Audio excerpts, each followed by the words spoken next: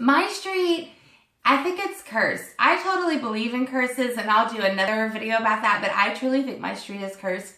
And I have just been witness, and actually some of the things have happened to me as well, to some of the most bizarre things on the street. So I like to jokingly call it Wisteria Lane, but the first thing that happened that was like sketch was when I moved in. I'm unloading my truck and I'm getting all these hampers like out of the back of the truck, taking them inside, and this guy that lived next door named Roy come over to talk to me. And he lived where Sherry lived now, and I'm convinced that that house is cursed the most because she lives there and she's awful. Well, then this guy Roy lived there before her, and he was just as awful, but just in different ways. So he comes over, and I'm grabbing like laundry baskets out of the back of my truck, and I'm taking them inside. I'm gonna load up my dresser drawers or whatever, just unpacking my house. I've lived here like 5 seconds, right? Not even living yet. I'm still moving in. I don't even live here yet, and here he comes. And so this particular basket had like some bras, panties, nighties, lingerie, whatever, and one of the pieces fell off the top of the basket onto the ground, and he picks it up and hands it to me. But before he hands it to me, he holds it up. And it's dark out, so he's like shining it into the street light. He's holding it up in the light, and I'm just like, are you really? Right now you're doing that? Anyways, and I just kind of snatched it from him, and I threw it on top of the basket and started walking off, and he was like, I'd like to see that on. And I was like, okay, well, when I'm done getting things put away, I can bring it over and give it to your wife and tell her you wanted to see it on, and she can try it on for you. And he's like, I want to see it on you. And I'm like, okay, yeah, that's gross. And then I just kind of ignored him as best I could the rest of the time I lived here. But then he's like asking me, like, what do you do? And I'm like, I don't really do anything. And he's like, I do computer work. And I'm like, I don't know anything about computers. And he was like, I really just get on there and look at porn. And last night there was these sisters. And I was like, that's enough. That's enough. Like, ears don't listen. Ears don't listen. Ears don't listen. He just really creeped me out. So then he moved out, and then this creepier bitch moves in next door. But then we have a lady that moved out that lived like diagonal across the street from me, and she was crazy. The lady that lived next door to her always lets her dogs just kind of like run wherever, and they poop in everybody's yard. And she does walk her dogs too, but that's more now. I think back then she just kind of let her dogs go wherever. And the lady that lived next door to her, I think her name was Trish. Trish comes out of her house with a baseball bat and is like threatening to beat this bitch down with a baseball bat. And then at the same time, those people that had the dog pooping everywhere was accusing the lady that lives next door to me. They were accusing her husband of being a pedophile. And I had met that guy several times. And while I will admit Sherry is like the grossest troll ever, her husband was really, really sweet. And I truly don't believe them that about him. And that's a really serious accusation to make. And she was insinuating that he was outside taking pictures of some of the kids on the street or whatever. And I just thought that that was taking it over the top, because I truly, and trust me, if I thought that for a second the guy that was living next door to me was some kind of child molester or whatever, I would be the first one to go over there and beat the shit out of him. But I really didn't think that. I think the drama was just getting out of hand. So I am sitting at my computer desk in the front living room, which is now my daughter Maddie's room, and I get this bang on the door, and we have glass on the front door, and then all of a sudden there's a badge up against the glass of my door. And I'm just like, why are the cops here? I didn't do anything. So I get up, put a robe on, because you know I'm not dressed. I'm never dressed. And I put a robe on, and I go to the door, and it's a bounty hunter, and she's looking for the lady Trish across the street. And I'm just like, I don't associate with that woman, because when Hurricane Ike was coming, I had David cut a bunch of stuff down around the house, and he piled it up on the street. Well, then here comes the garbage men, and they're like combining all the piles for the bigger truck that's going to come to pick them all up. They're just trying to hurry up There's a hurricane coming. And they piled it up. They took my pile and put it on top of her pile and then made this one big pile in front of her yard.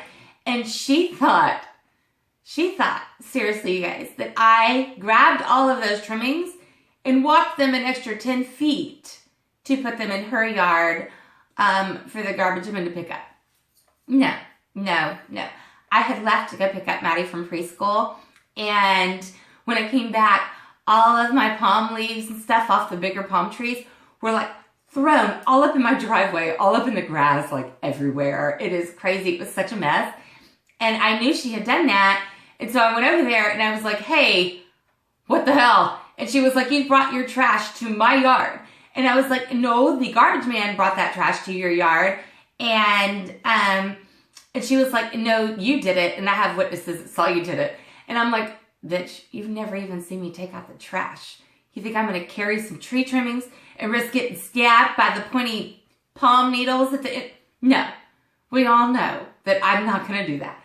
I'm a lazy bitch. I'm not going to do that. I didn't even trim them down and pile them up in the first place. David did that. I'm not going to touch nothing green. Anyways, so I am telling her, like, I did not do that, whatever. And she's like, I know you did it. I have witnesses, blah, blah, blah. And I'm like, whatever, you're crazy, bitch. You don't have any witnesses. And I start to walk off. And I get to, like, the middle, halfway across the street. And she's like, bitch, how do you know what happened? You never even come out of your house. And I stop. And I'm like, I'm going to go over there and kick her ass now. And then I'm like, no, there's a hurricane coming, bitch. Just get inside your house and leave this shit alone. So I did go inside and just left it alone. And then a couple days later, after we had no electricity whatsoever, oh, and that's what I did. I called the city and I made the garbage department go to her house and let her know that they did do that or whatever. And they did tell her. She never came and apologized to me. But like 3 days after the hurricane, nobody has any power or anything like that. She comes over and she's like, hey, we got a generator. If you want to put Miriam's medicines and formula in our fridge, you can. I slammed the door in her face. I was just like, are you fucking kidding me right now? You're going to come at me like that after you threw trash all over my yard and called me a liar and said that you have witnesses that saw me taking stuff to the corner of the street. I don't know. Just no. Don't come to my house. So then we've got another kid that lives down at the end of the street that's like had several suicide attempts. Then when the houses were being built, and I did not know this until my painter Alan, my friend Alan, but he's also a really awesome artist and does all my painting for me. He was telling me that he used to be really good friends with the kid down the street when they were like building this whole subdivision. And like, I don't know if something fell through on the house or whatever, but before all the houses were completed and built, a guy hung himself from a tree in his backyard down the street. Well, we all know my house was like scary haunted stuff going on, and then my neighbor Marcus had some scary haunted stuff go on, but not near to the extent of my stuff, and he just kind of blows his stuff off. It's the cats, whatever. But we had another lady down the street. Me and David had a date night. I believe it was It was Valentine's Day, because I remember thinking that was so sad and depressing.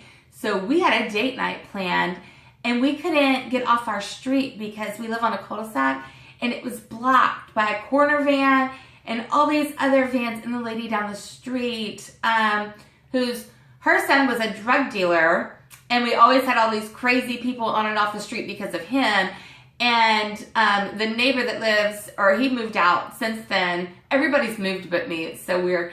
But the guy that lived next door to Sherry actually held one of those guys down there in his driveway at gunpoint because they were like trying to rob his truck. So he's got him held at gunpoint until the cops get there. And then the next day we had this big, huge, like, block street meeting. I don't know what you want to call it, crime prevention awareness or something like that, meeting with everybody on the street about this drug dealer that's living down the street. So his mom killed herself in that house on Valentine's Day.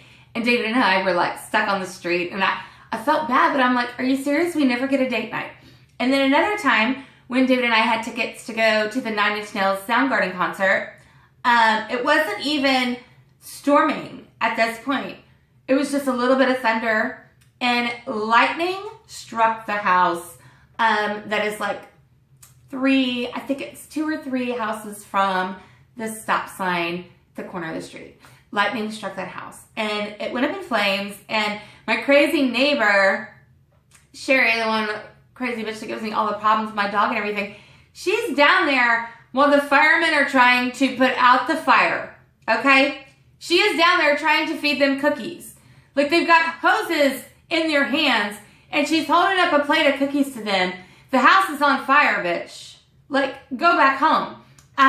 But we couldn't get off the street. I ended up having to call my stepmom, and she drove to the church, picked us up from the church. We had to take her back to her house and then drive her car to the concert.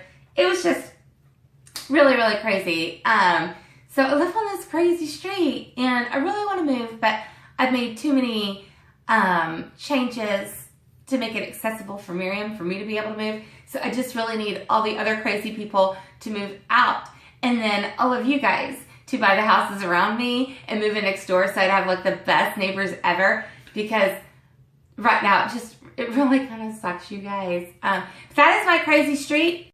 All right, I love you guys so much. I will talk to y'all later.